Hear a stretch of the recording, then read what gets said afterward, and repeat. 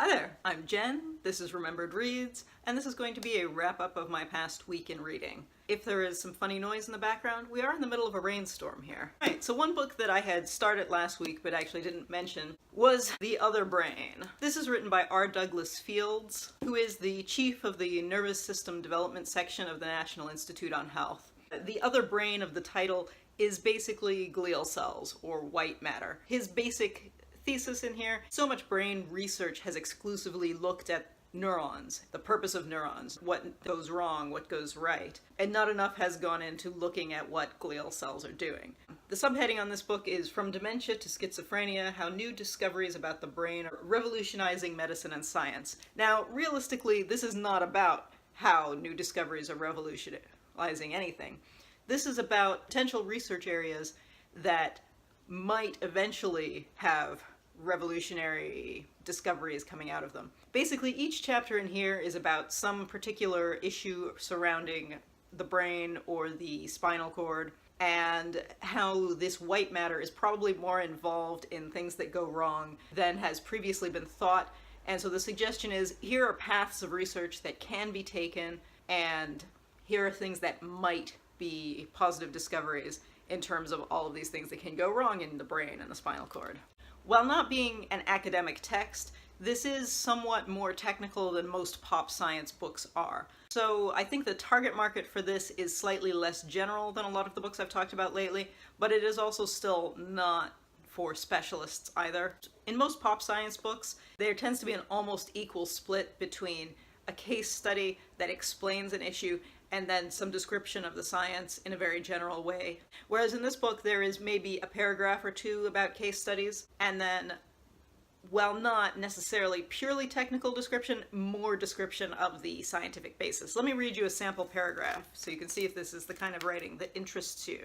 Inoue and colleagues at the National Institute of Health Sciences in Tokyo, Japan, have found that after a nerve injury, microglia in the spinal cord increase the number of the P2X4 receptors on their membranes, making them hyperalert. When these receptors are overactivated, spinal cord pain increases greatly, mimicking neuropathic pain. Although an entirely different mechanism is involved, the research on P2X4 receptors proves again that glia are critically involved in chronic pain. So that's the style of this book. I did think it was interesting, but given that the promise is, here's some new findings, it wasn't really about new findings. It was about new paths of research. So for what it was, I found this very interesting, and I found hilariously, I talked to a number of people who are in medical fields, and when I mentioned I was reading a book about glial cells, they're like, but glial cells don't do anything. So that is definitely still an idea that a lot of people have, that glial cells don't do anything. So interesting if you are interested in that kind of thing. Next up, I read Reading in the Brain by Stanislas Dehaene. Dehaene is a researcher on the neuroscience of language, and in this book he looks over parts of the brain that are involved in the process of reading. He talks about how there is a specific letterbox area. He shows interesting studies where, regardless of what language is spoken, the area of the brain that becomes specialized for written language is millimeters from each other, even if it is an ideographic language versus an alphabetic language, for example. There are chapters devoted to problems with reading, pathologies with reading, different types of brain injuries that you can sustain, which, for example, you'll maintain your ability to write, but you won't be able to understand written words. And interestingly, in some of those cases, people are still able to recognize digits or numbers. So it's interesting that those are clearly mapped to different parts of the brain. He talks a bit about plasticity and how, for example, in a child who has the letterbox area of the brain removed for treatment for epilepsy, it can end up in the mirrored area on the other side of the brain, even though that's the side of the brain that we normally think of as not having language. So there is a lot of very interesting stuff for that. This is, I believe, covers very similar ground to Proust and the Squid, which I have out of the library as well. And I was originally going to read them back to back, but I've heard that the material is so similar that I decided not to. I do recommend this if you are interested in knowing specifically the way reading activates both language areas and visual recognition areas. So, having read over the past month a number of brain books, if you will, I'd read a couple of mentions of this. This is Trigger by Susan Vaught, who is a neuropsychologist who works with rehabilitation for brain injuries. This is a really interesting writing exercise on the part of the author where she attempts to mimic the thought patterns of someone who has had a fairly significant brain injury. So she plays a lot with word repetition and confusion, and it makes for a really interesting writing style. This is a young adult novel, and often when I talk about young adult novels, I talk about them in terms of either being charming or not, because they tend not to be challenging. But this did have a very interesting style, and as she is a neuropsychologist, I thought that lended something more than just a writing experiment, because I think from a lot of writers it would be a thought experiment, whereas because of her profession, it's a little more educational that way. That said, this is an issue book, but the issue that it's centered on is not actually brain injuries, which surprised me. It's actually an anti-suicide book, and it's very heavy-handed with the don't try to commit suicide because you'll ruin your mother's life. So that element was kind of the classic issue book that's been around since, I don't know, since Judy Blume days. So that I wasn't so impressed with, but the writing style and the way she tried to portray that confusion through the voice of the character, I thought was quite successful. At that point, I decided to take a break from the brain. And so I read the final volume of Fatale, which is this Cthulhu noir comic series that's written by Ed Brubaker and drawn by Sean Phillips. There is the femme fatale, there's the Cthulhu cult, they're all at odds with each other, we have our hero, and this ties everything together. I had not been a huge fan of the last two volumes. I thought they not so much lost the plot, but they were throwing too much in, and I just wasn't interested in that. I would rather have had a stronger single thread than have gone through the multiple threads, because we had one point where they got into this woman's past lives, and while any of that would be interesting as a collection of short stories separate from the central narrative, I was more interested in sticking with this.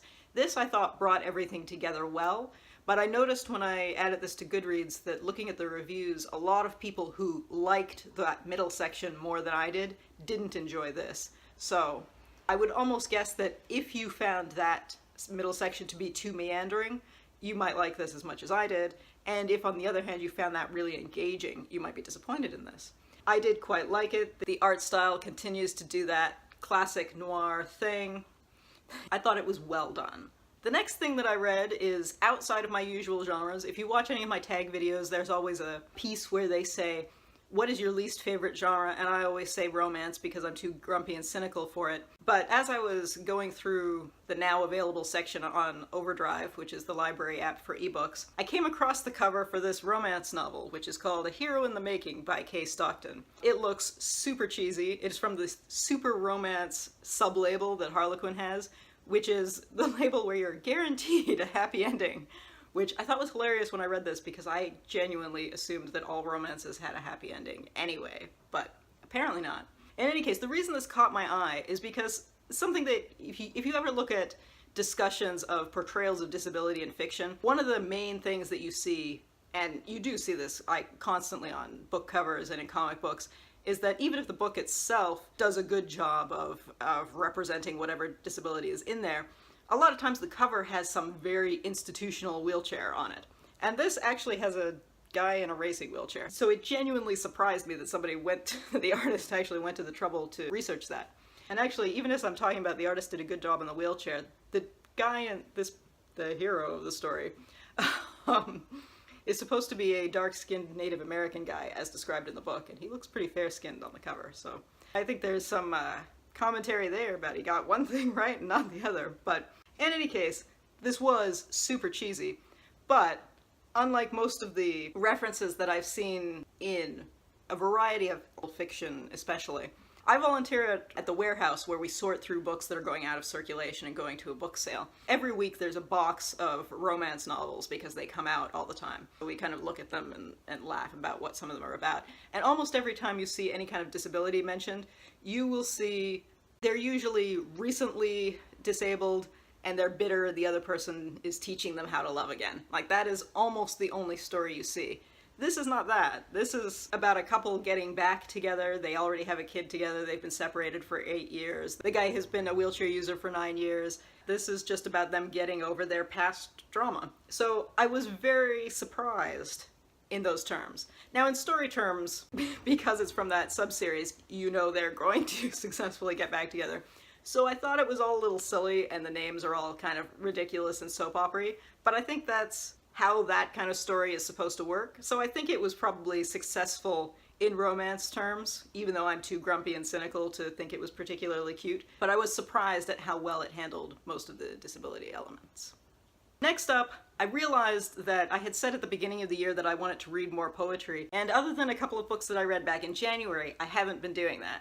So I quickly decided I'm going to pick up some poetry this month, and I picked up Vivek Shraya's Even This Page is White, which is a series of poems that are primarily about racism and anti-racism, some of which are found poetry based on comments on online petitions and Twitter conversations and things like that, which I was quite cynical about initially, because a lot of times with found poetry, you go, well, anybody could do that. But as I read this, I thought, no, there's actually more artistry to that than I kind of cynically was thinking as I went into it. So I thought that was quite good. So even though I was mentioning that it has a racism and anti-racism focus, a lot of it is more specific to queer, brown, Canadian perspective, but even within that you get certain universal elements. Although the author at the end has a comment where she says that, you know, as a non-black person of color writing about racism, you have to acknowledge anti-blackness, and then as a settler in Canada, you have to acknowledge the experience of Aboriginals. And I believe a portion of the proceeds to this go to an Aboriginal charity. If you were looking to purchase books where portions of the proceeds go to charity, this is one. It is quite short, so it was not a particularly long read. I definitely have an attitude towards a lot of very stylized modern poetry, but this was one where I started and I was cynical, and as I went on, I enjoyed it more. Yeah, so I thought that was very interesting. So that's been my week in reading. It is, as I said, incredibly rainy, so I will probably get a lot more reading done in the next couple of days because I'm obviously not going out and doing things outside. So that was my week. I hope you've had a good week, and I'll be looking forward tomorrow to seeing everybody's Friday reads. If you're someone who celebrated St. Nicholas Day yesterday, I hope your kids had fun opening their stockings. Yeah, if not, I just hope you had a good week. Yeah, that's it for now. Ciao.